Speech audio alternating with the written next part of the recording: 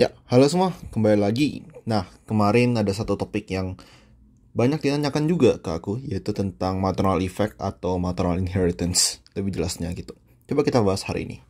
Oke, jadi kita tahu ya, pada genetika harusnya untuk satu gen autosomal, gen yang bukan autosomal juga, gen kromosomal ya lebih tepatnya. Jadi yang ada di kromosom itu dibagi secara rata ya, kurang lebih. Jadi setengah dari ayah, setengah dari ibu. Tapi pada beberapa gen, pada beberapa fenotip, ternyata ada fenotip yang dikontrol lebih oleh ibu lebih banyak daripada ayah. Karena kalau kita tahu, ukuran dari sel telur itu jauh lebih besar daripada ukuran dari sel sperma. Sehingga di sini sel telur itu mampu membawa lebih banyak hal. Jadi organel-organel yang ada yang dimiliki oleh zigot, terus terutama di sini yang paling utama adalah mitokondria, itu berasal dari ibu. Selain itu, beberapa protein, beberapa mRNA itu juga dibawa oleh sel telur. Yang hal ini tentu aja nggak bisa dibawa oleh sel sperma.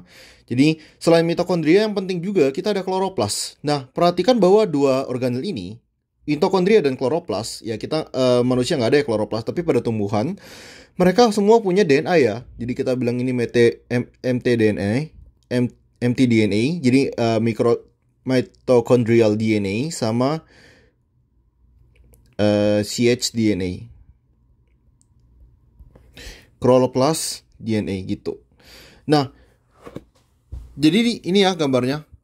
Kalau DNA kromosomal semua secara rata dari ayah dan ibu, tapi kalau DNA mitokondrial itu cuma dari ibu terus menerus gitu. Jadi turunan dari dari ibu ke ibu dan seterusnya.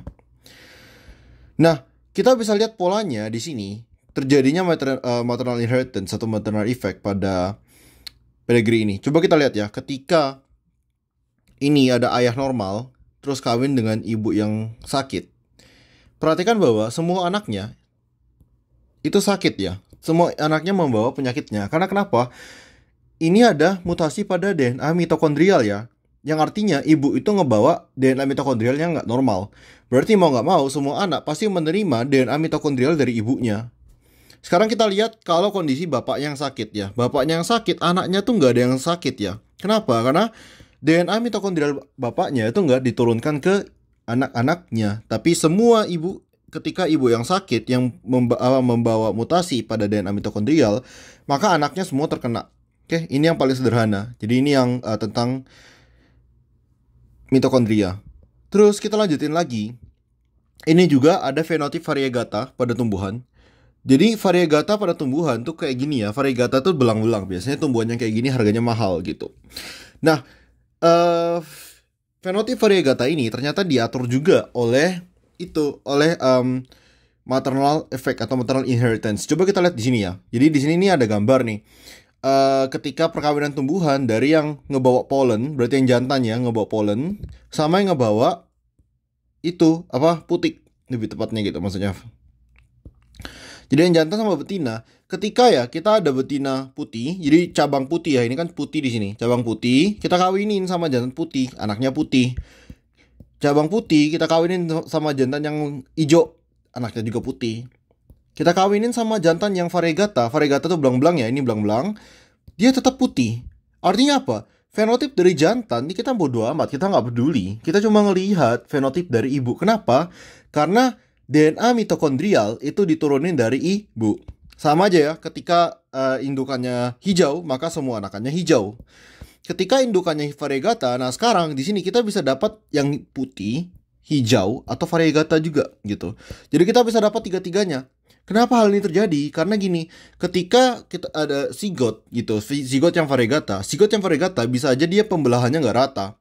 Bisa aja kebetulan dia membelah isinya tuh mayoritas atau semua kloroplasnya adalah kloroplas yang tidak fungsional. Jadi warna putih di sini disebabkan karena kloroplasnya tidak fungsional. Maka ya dia warna putih, nggak ada pigmen, klorofil gitu. Ada juga kondisi di mana dia tuh mayoritas atau semuanya warna hijau, makanya kita akan dapat branch yang warna hijau. Tapi bisa juga kita ngedapatin yang variegata, di mana ya variegata ini bisa juga pembelahannya kalau nggak rata ya bisa didapat yang hijau lagi, yang putih lagi, atau yang variegata lagi gitu. Jadi ini variegata pada tumbuhan. Intinya ya pokoknya fenotip dia itu tergantung dengan DNA kloroplas ibunya gitu. Kita lanjut lagi yang agak sulit, yaitu pada siput Limnaea peregrine. Jadi pada siput Limnaea peregrine ini dia punya dua jenis perputaran ya. Dia ada dua jenis perputaran. Jadi kalau kita ambil siput terus kita ngelihat dari sisi ventral, sisi sini namanya ventral, terus kita kayak tarik garis di sini, dari kita bikin sisi apexnya ke atas gitu. Pokoknya seperti gambar ini. Kita bisa lihat bahwa perputaran cangkangnya ini ada yang ke kiri dan ada yang ke kanan. Jadi ini dia berputar ke kiri, ini berputar ke kanan. Gitu. Dia ada maksud lebih ke ini ada di kiri, ini ada di kanan gitu. Di sini kita pakai istilah bahasa Latin. Kiri itu artinya bahasa Latinnya sinistral, kanan bahasa Latinnya itu dextral. Gitu. Coba kita lihat dulu ya ini. Kita ada siput dextral sama ada siput sinistral. Jadi sebelumnya aku kasih informasi dulu bahwa penentuan orientasi dari cangkang siput itu ditentukan oleh suatu gen, di mana gen D itu gen D itu dia mengubah pola penyibakan pada sel telur siput ini sehingga dia mengubah sedemikian rupa pola penyibakannya, pola penyusunan dari bidang pembelahan itu sampai siputnya ya dia berputar ke kanan gitu.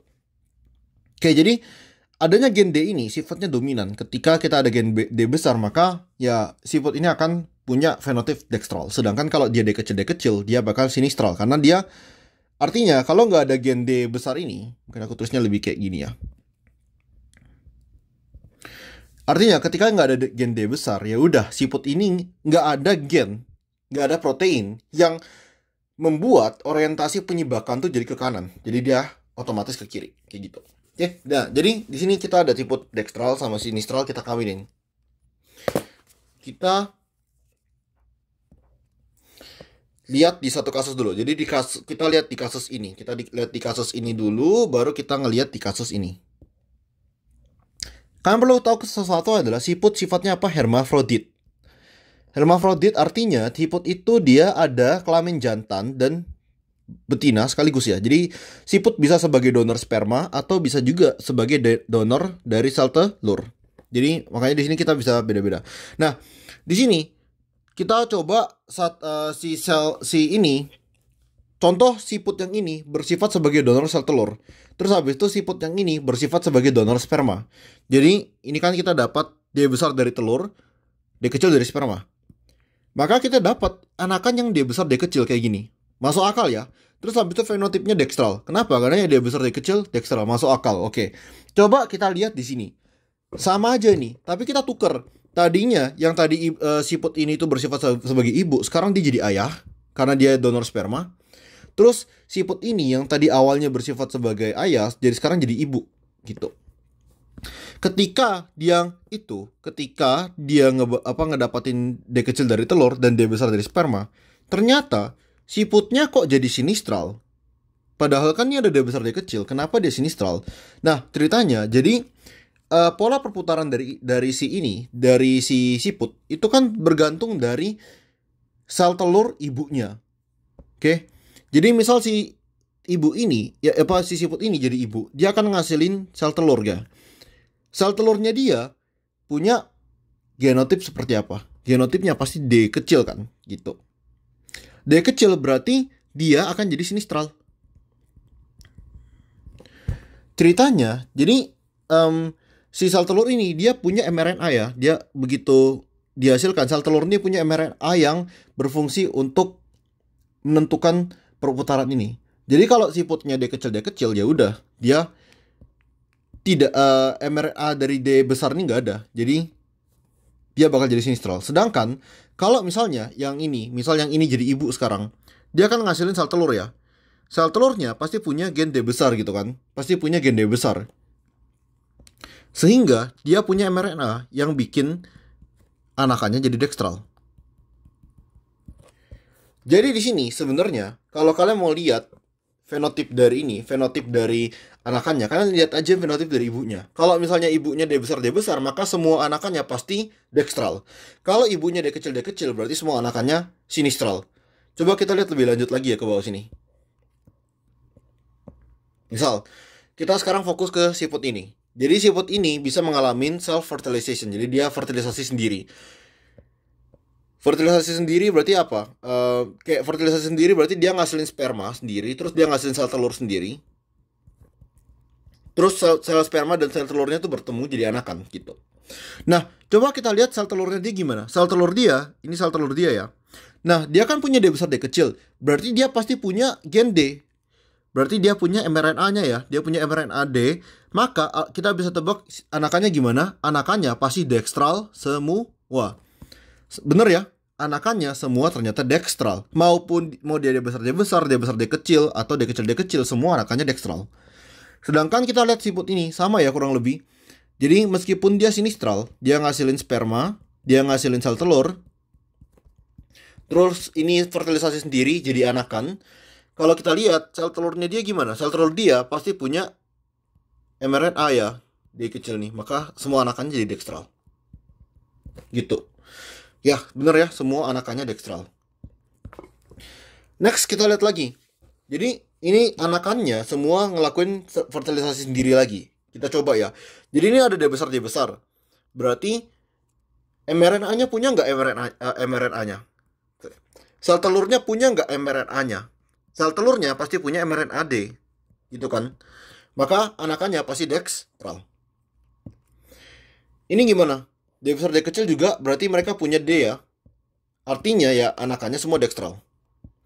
Terus kalau yang D kecil, indukan D kecil, berarti anakannya sinistral karena sel telur yang dihasilkan itu tidak punya mRNA, gitu kan? Tidak punya mRNA D ini. Jadi sinistral.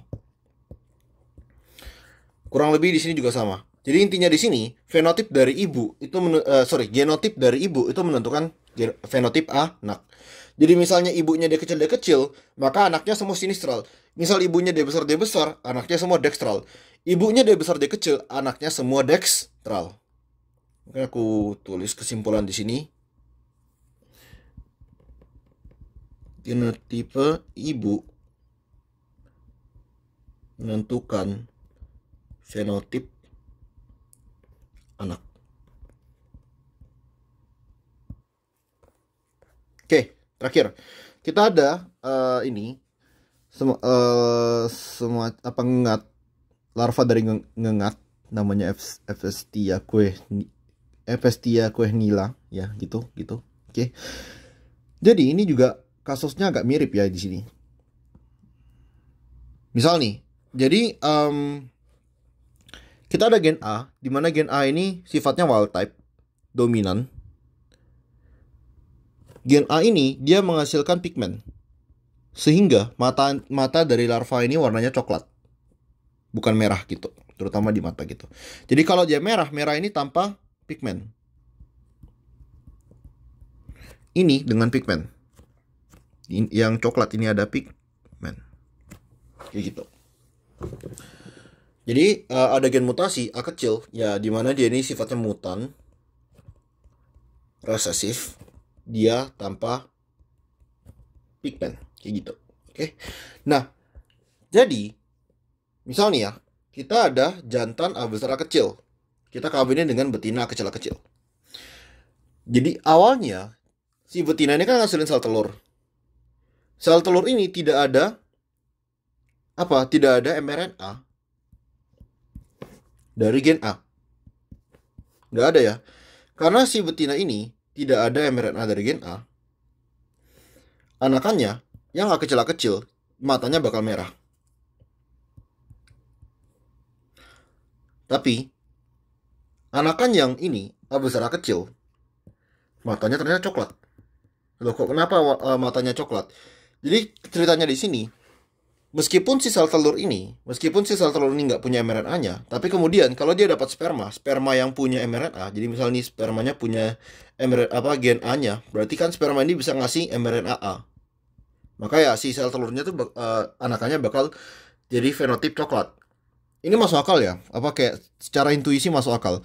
Nah, sekarang ini kasusnya di sini yang agak aneh. Kalau misalnya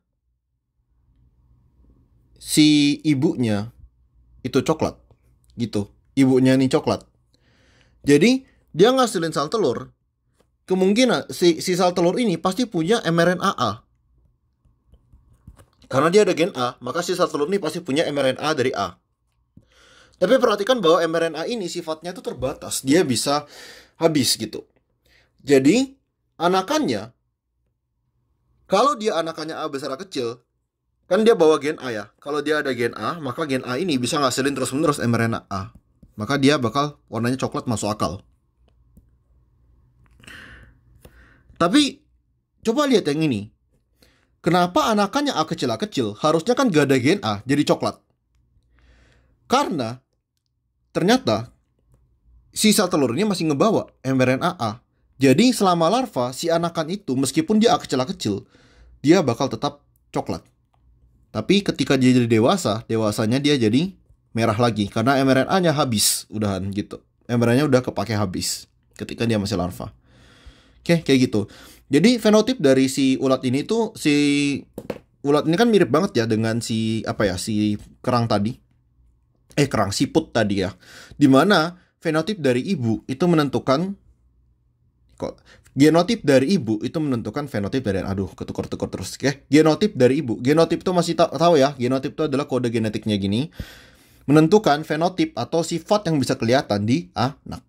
Oke, sekian video kali ini. Semoga lebih membantu ya tentang maternal inheritance atau maternal effect.